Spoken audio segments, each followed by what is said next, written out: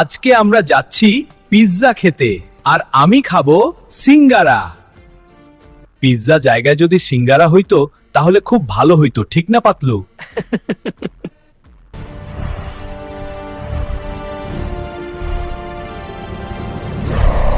আমি হাল্ক, আমি খুব শক্তিশালী।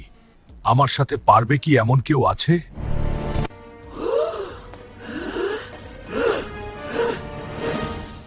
পাতলু, আমাকে সিঙ্গারা থালি দাও তো আজকে এই হালকে মেরে ভিক্ষা দিয়ে দিব।